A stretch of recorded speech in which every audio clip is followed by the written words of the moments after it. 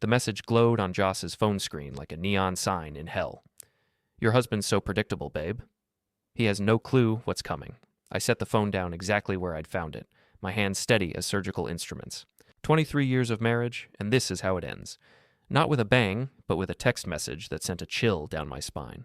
Dorian, honey, I think I need some space to figure things out, Joss had said 3 hours earlier, her voice carrying that practiced tone I'd heard her use with difficult clients. She was standing in our kitchen, still in her power suit from the law firm, looking like she was delivering a closing argument. I'd nodded, stirring my coffee. Sure, whatever you need. That's the thing about being a data analyst. You notice patterns, you see the anomalies. And for the past 6 months, Jocelyn Hawke, my wife, my partner, the woman who promised to love me in sickness and health, had been nothing but anomalies.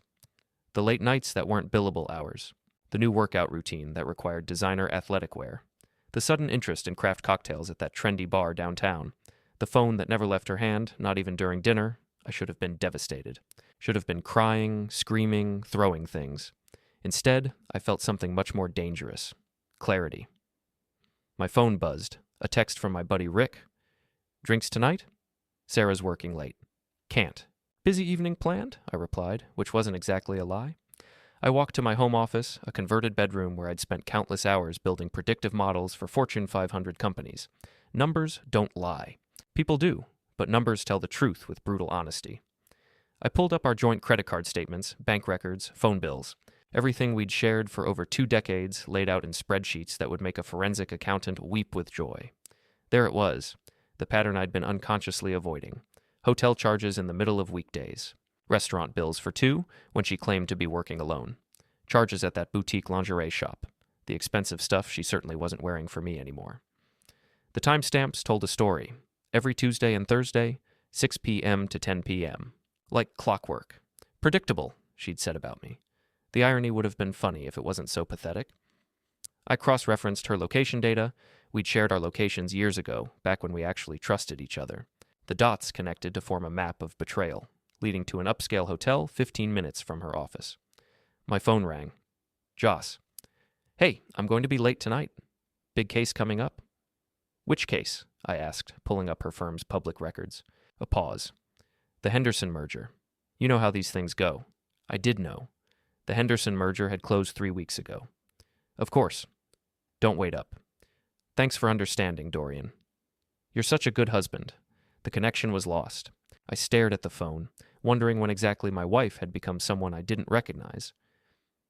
When had Joss, brilliant, driven, ambitious Joss, decided that 23 years meant nothing? I opened a new spreadsheet and began typing. Column A, assets. Column B, liabilities. Column C, vulnerabilities. This wasn't going to be about emotion. This wasn't going to be about screaming matches or begging her to stay or trying to win her back. This was going to be about consequences. About making sure that when someone decides to destroy your life, they pay a price that makes bankruptcy look like a parking ticket. My fingers moved across the keyboard with surgical precision. Joint accounts. 3 checking, 2 savings, 1 investment portfolio worth $847,000. The house? $1.2 million. Mortgage almost paid off. Her BMW, leased under both our names. My Tesla, bought outright. Credit cards. 4 joint accounts with my name as primary. Her personal credit was decent, but not exceptional. She'd need my income to maintain her lifestyle. Income. My consulting firm pulled in $340,000 last year. Her partnership at the law firm was worth maybe $180,000, but with significant overhead expenses. Insurance policies, life, disability, property, all interconnected, all requiring both signatures for major changes. I leaned back in my chair, studying the data. Joss had made one critical error in her calculations. She'd assumed I was predictable because I was stable. She'd mistaken kindness for weakness, reliability for stupidity. But predictable? She was about to learn just how unpredictable a man with access to financial records and a talent for systematic destruction could be. I picked up her phone again, scrolling through the messages with someone named Quentin Cruz. The conversation thread was a masterclass in arrogance and stupidity. Can't wait for you to leave him. He's holding you back from your potential. I know, baby. Just need to time it right. Can't risk the settlement. Guy like that, he'll probably just roll over. Make it easy for you. Exactly. Dorian's never been a fighter. I screenshotted everything, creating a digital trail that would make their lawyers weep. Then I did something they would never expect from predictable old Dorian Blake. I smiled. The hotel bar was exactly what I'd expected. Dimly lit, expensive whiskey, the kind of place where married people go to pretend they're single. I sat in a corner booth, nursing a 20-year-old Macallan and watching my wife laugh at another man's jokes. Quentin Cruz was younger than me by maybe 8 years, with the kind of carefully styled hair that cost more than most people's rent. He wore a tailored suit that screamed, "I work in marketing and think I'm changing the world." His LinkedIn profile, which I'd memorized, listed him as creative director at some boutique agency downtown. They weren't being subtle. Joss had her hand on his thigh, leaning in close enough to whisper in his ear. He responded by running his fingers along her shoulder, tracing patterns on her skin like he owned her. Part of me wanted to walk over there, to make a scene, to let 23 years of marriage explode in a public spectacle that would satisfy the angry, hurt husband everyone expected me to be. Instead, I took another sip of whiskey and opened my laptop. 3 hours of research had taught me everything I needed to know about Quentin Cruz. His agency was struggling. 2 major clients had jumped ship in the past 6 months, leaving them barely solvent. His personal finances were a disaster of student loans, credit card debt, and a mortgage on a condo he couldn't actually afford. He was leveraged to his eyeballs, living paycheck to paycheck while pretending to be successful. Perfect. I pulled up his agency's client list, cross-referencing it with my own professional network. Turned out 3 of his remaining clients were companies I'd done work for. One phone call to the right person, mentioning concerns about Quentin's professional judgment and ethical standards, would be enough to plant seeds of doubt. But that was just the appetizer. I opened our joint bank account and initiated several transfers. Not theft. Everything I moved was legally mine to move. I transferred $89,000 from our primary savings to a business account Joss had no access to. Another $45,000 from our investment account to pay off the remainder of my Tesla loan, removing her name from any potential claim. The house was trickier, but not impossible. I started the paperwork to refinance, using my income alone. With my credit score and consulting contracts, I qualified easily. The new mortgage would be in my name only, effectively removing Joss's claim to half the property value. Her BMW lease was up for renewal next month. I made a note to call the dealership in the morning, removing my name from the agreement. She could qualify on her own income, barely, but the payments would stretch her budget to the breaking point. Credit cards were simpler. I called each company, explaining that I was concerned about unauthorized usage due to a potential identity theft issue. They froze the cards immediately, pending new account setups. New cards would arrive in my name only, sent to a PO. Box Joss didn't know existed. By midnight, I'd systematically dismantled the financial foundation of our marriage. Joss wouldn't know for weeks, not until her cards started getting declined and her automatic payments began bouncing. My phone buzzed. A text from her. "Home late. Don't wait up. Love you." I stared at those last 2 words. Love you. How easy it was to lie when you thought the other person was too stupid to know better. I typed back, "Drive safe. See you tomorrow." Then I opened a new document and began typing out a timeline. When Joss finally came home at 2:17 a.m., I checked. She'd find me asleep in our bed, apparently oblivious to her betrayal. She'd slip in quietly, probably feeling clever about how well she was managing her double life. She had no idea that her predictable husband had just launched a campaign that would systematically destroy everything she thought she could take for granted. Tomorrow, I'd start phase 2. There seems to be an issue with your card, ma'am." I watched from across the coffee shop as Joss stared at the barista in confusion. Her American Express, our American Express, had just been declined for a $4 latte. "That's impossible," she said, her voice carrying that sharp edge she used when someone wasn't meeting her expectations. "Try it again."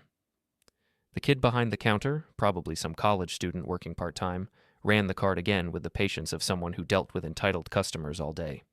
Still declined. "Do you have another form of payment?" Joss dug through her purse, pulling out her Visa. Declined. Her MasterCard. Declined. I sipped my own coffee, paid for with cash, and watched her face cycle through confusion, embarrassment, and anger.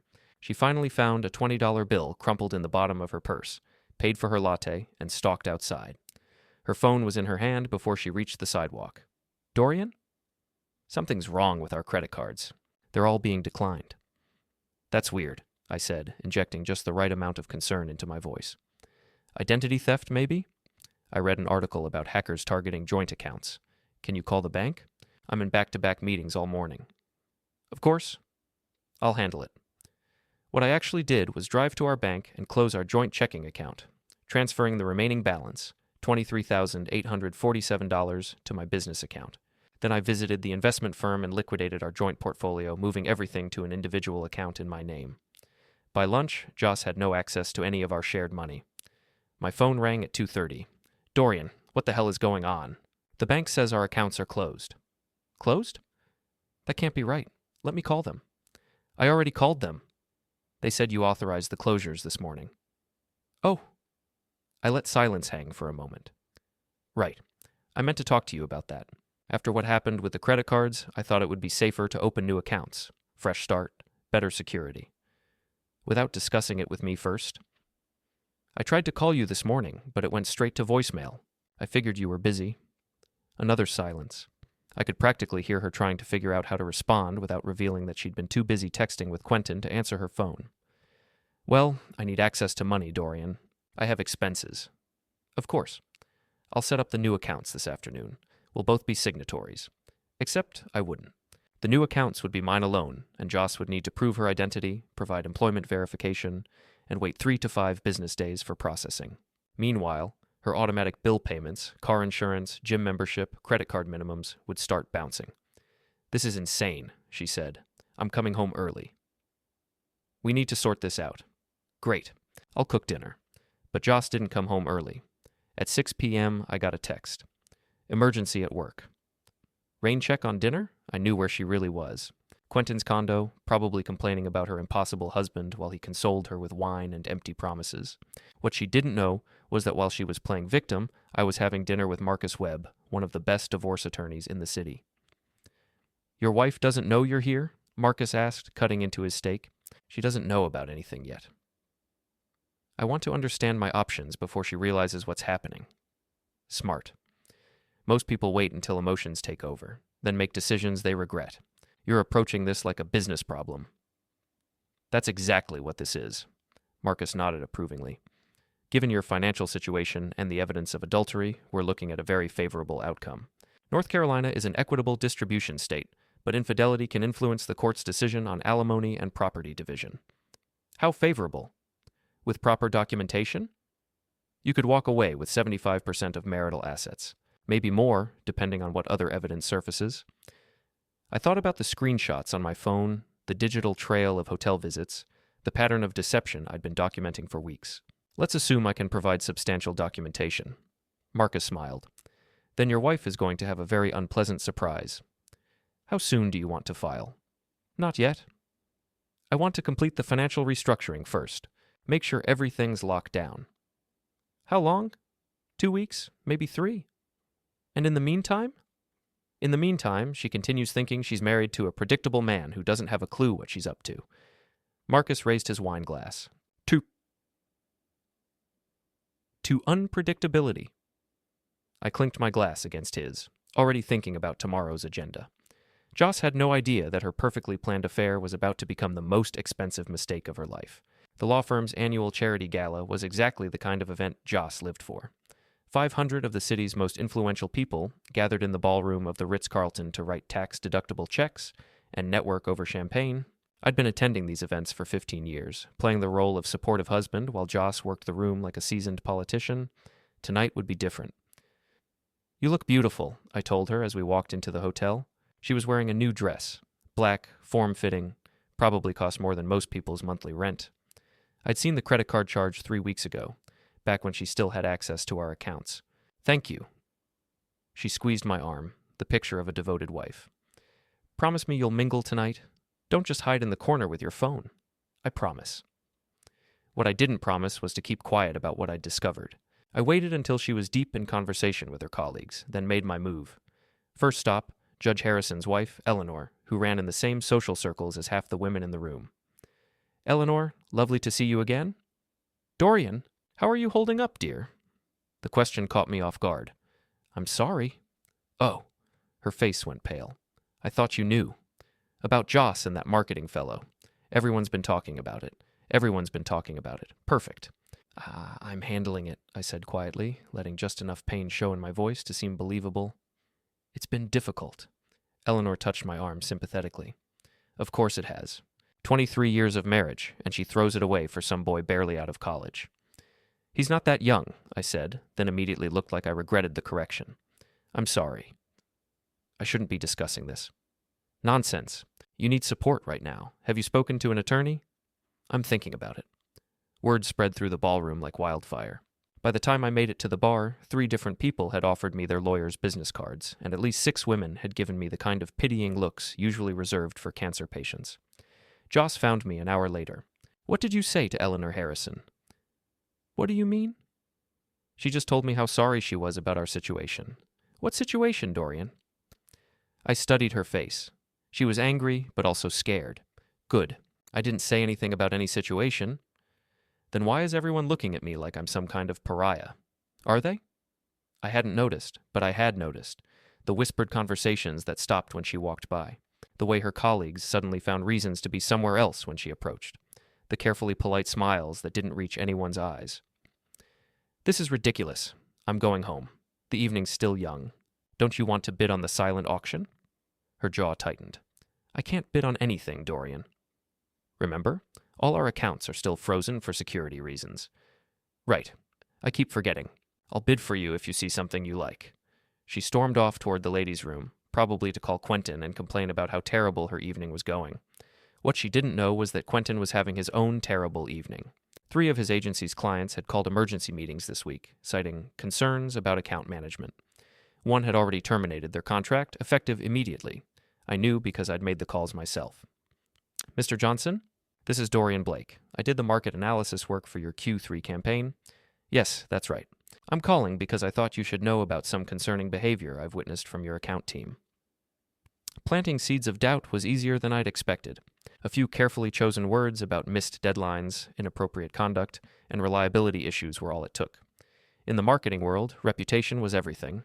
Once clients started questioning your professionalism, the damage spread exponentially. Joss returned from the bathroom looking composed, but I could see the cracks in her facade.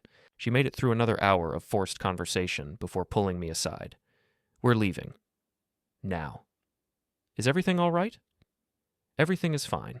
I just have a headache. We drove home in silence, Joss staring out the passenger window while I mentally reviewed Phase 4 of my plan.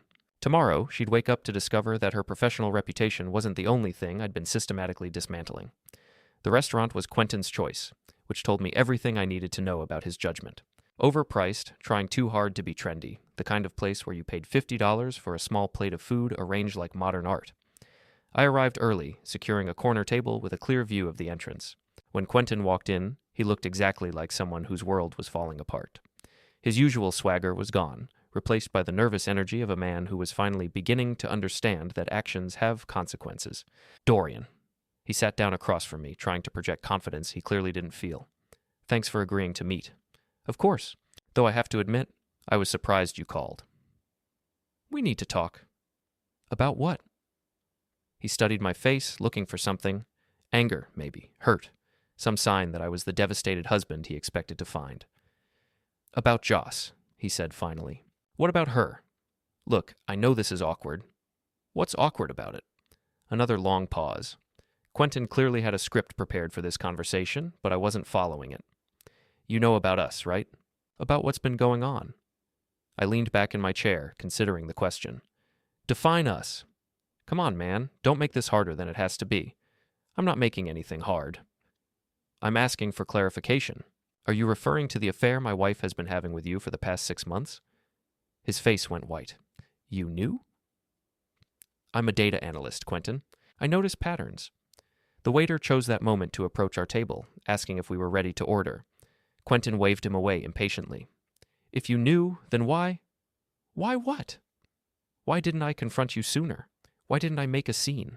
Why didn't I behave like the predictable husband you both expected? This is messed up. Is it? My wife chooses to throw away 23 years of marriage for someone who can hardly handle his own finances, and I'm the one who's in the wrong. Quentin's jaw dropped. How do you know about my finances? The same way I know about everything else. Research, I pulled out my phone and opened a folder filled with screenshots.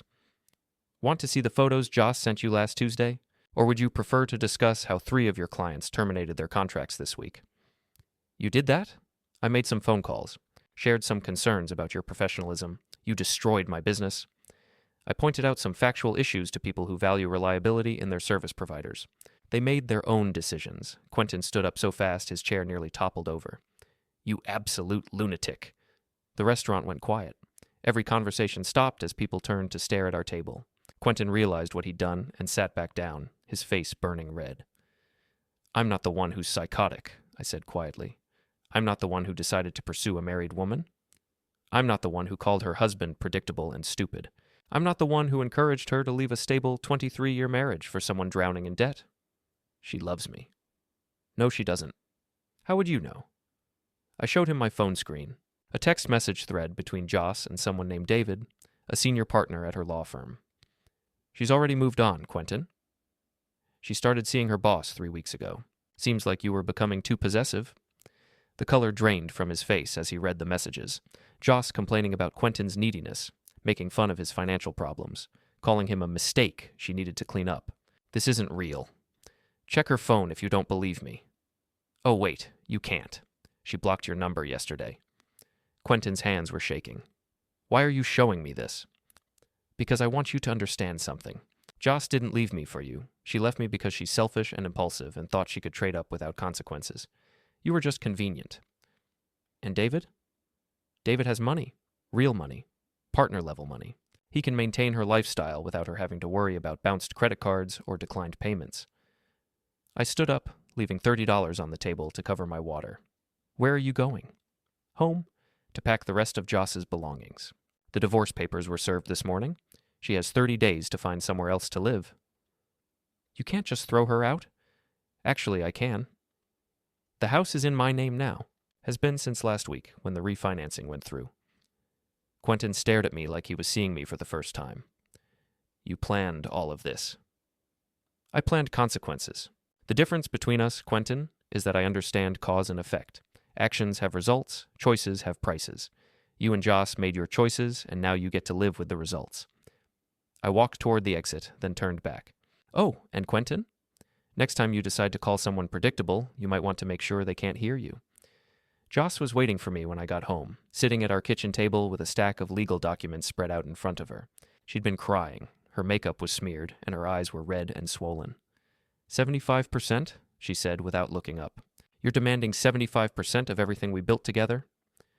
"I'm demanding what I'm legally entitled to, given the circumstances." "What circumstances?" "One mistake?" 6 months of systematic deception isn't a mistake, Joss. It's a choice." She finally looked at me, and for a moment I saw the woman I'd married 23 years ago. Vulnerable, scared, human. "I made a mistake, Dorian." "I get that, but we can make things right." "No, we can't. We can go to counseling. I'll end things with David." "David? Not Quentin?" Her face went pale. "How do you know about David?" "The same way I know about everything else. I pay attention. You've been spying on me. I've been protecting myself. There's a difference." She stood up, pacing to the window. "This isn't you, Dorian. You're not vindictive. You're not cruel. You're right. I'm not. But I'm also not stupid. I never said you were stupid." I pulled out my phone and played a voice recording. Her voice talking to Quentin. "Dorian's never been a fighter. He'll probably just roll over and make it easy for me." She stopped pacing. "Where did you get that?" "I've been recording our conversations for 3 months. North Carolina is a one-party consent state. Everything is admissible in court." "You recorded me without my knowledge?" "I documented evidence of adultery and financial planning related to divorce fraud. Your lawyer can explain the distinction." Joss sat back down, her hands shaking. "What do you want from me?" "Nothing. I want you to take what the court gives you and rebuild your life somewhere else." "This is my home too." "No, it isn't. The mortgage is in my name. The deed is in my name. As of last Friday, this house belongs to me." "You can't do that." "I already did." Your lawyer should have explained the paperwork. She was crying again, ugly sobs that shook her whole body. Part of me wanted to comfort her, to tell her everything would be okay. That was the old Dorian, the predictable one who put everyone else's needs ahead of his own. Where am I supposed to go? I don't know. David's place, maybe? David ended things, said I was too complicated. Then I guess you'll figure something out. You're a smart woman, Joss. You'll adapt. 23 years, Dorian. Doesn't that mean anything to you? It meant everything to me, right up until you decided it meant nothing to you. She wiped her eyes with the back of her hand, trying to compose herself. What if I contest the divorce? Fight the settlement? Then you'll lose, and it'll cost you the little bit I'm letting you keep. You're bluffing. I opened my laptop and showed her the screen, folders full of evidence. Financial records, photographs, text messages, voice recordings, GPS data. A complete timeline of her affair, documented with the kind of obsessive detail that only a data analyst could provide. Jesus Christ, Dorian. This is insane. This is thorough. There's a difference. She stared at the evidence for a long time, scrolling through months of documentation. When she finally looked up, something had changed in her eyes. When did you become this person? The morning I discovered my wife believed I was too predictable to realize she was with someone else. I loved you. No, you didn't. You loved the security I provided. You loved having someone reliable to come home to while you played out your fantasies with younger men, but you never loved me. That's not true. If it's not true, then why are we here? She had no answer for that. I closed the laptop and stood up. Your belongings are packed and in the garage. You have until tomorrow night to collect them. And then what? And then you start over. Somewhere else. Without me. She gathered up the legal documents with trembling hands. I'm sorry, Dorian. For all of it. I know you are. But being sorry doesn't undo the damage. Will you ever forgive me? I thought about that question as I watched her walk toward the door. 23 years of marriage. 2 decades of shared dreams, joint plans, combined futures, all of it destroyed because she decided she needed something more exciting than what we had. Maybe, I said finally, but not today. She nodded and walked out the door, leaving me alone in the house we'd shared for almost 2 decades. I poured myself a drink and sat down at the kitchen table, looking at the divorce papers. Joss's signature was already there, next to the line marked Respondent. She'd signed away our marriage, our shared assets, our future together. Tomorrow, I'd start the process of rebuilding my life. New routines, new goals, new possibilities. Tonight, I just sat in the silence, listening to the sound of my own breathing in a house that was finally completely mine. For the first time in months, I felt something that might have been peace. 6 months later, I was drinking coffee in the same shop where I'd watched Joss's credit cards get declined.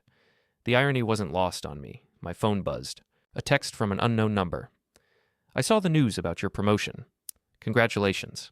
I almost deleted it, then realized it was from Joss.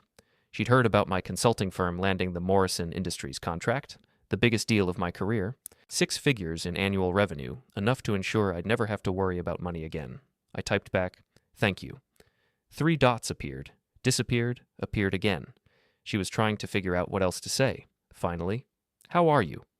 "Good. You?" "Getting by. Living in Charlotte now. Small firm, but the work is interesting. Charlotte was 4 hours away, far enough to start over without the baggage of everyone knowing your story. I'm glad you're doing well." "Are you? Glad, I mean?" I stared at that question for a long time. Was I glad she was doing well? Or would I have preferred to know she was still struggling with the consequences of her choices? "Yes," I typed, and realized I meant it. "I think about calling you sometimes." To apologize again, to try to explain. There's nothing left to explain. Probably not. But I want you to know that I know what I lost, what I threw away. I didn't respond to that. There wasn't anything to say. I heard Quentin's agency went under, and that he moved back to his parents' place in Ohio. I hadn't heard about Quentin in months. Hadn't thought about him either. I'm sorry that happened to him. Are you? Really? Another question I had to think about. Was I sorry that Quentin's life had imploded? That his business failed, his debts overwhelmed him, his entire carefully constructed image fell apart? Yes, I typed. I'm sorry it went that far. Which was true. I'd wanted consequences, not complete destruction. There was a difference between justice and cruelty, even if the line between them wasn't always clear. David got divorced too. His wife found out about us, about everything. I'm sorry to hear that. No, you're not. She was right. I wasn't sorry about David. He'd knowingly pursued a married woman, then abandoned her when things got complicated. Whatever consequences he faced were entirely his own fault. I should let you go, she typed. I just wanted you to know that I think about you, that I hope you're happy. I am happy. Good. You deserve to be. The conversation ended there. I sat in the coffee shop for another hour, thinking about the past year, about the choices we'd all made and the prices we'd all paid. Joss had lost everything. Her marriage, her home, her financial security, her social circle. She was starting over in a new city, with a new job, trying to rebuild a life from the wreckage of her own making. Quentin had lost even more: his business, his reputation, his future prospects. Last I'd heard, he was working retail and living with his parents, trying to pay off debts that would follow him for years. David had lost his marriage and his family. His wife had taken their kids and half his assets, leaving him alone in a downtown condo that probably felt more like a prison than a home. And me? I'd lost a marriage I'd thought would last forever, but I'd gained something more valuable. The knowledge that I was stronger than I'd ever imagined, that I could survive betrayal without becoming bitter, that I could seek justice without losing my humanity. I finished my coffee and walked outside into the afternoon sunshine. Tomorrow, I had a meeting with a potential new client. Next week, I was flying to California to present at a conference. Next month, I was thinking about buying a small cabin in the mountains, a place to go when I needed to think. For the first time in 23 years, my life belonged entirely to me. I could make decisions without consulting anyone, plan my future without considering someone else's needs, dream dreams that didn't require compromise. It wasn't the life I'd planned, but it was a good life, maybe even a better life. I walked to my car, got in, and drove home to my house, where no one was waiting to lie to me about where they'd been or who they'd been with. Some people might call that lonely. I called it free.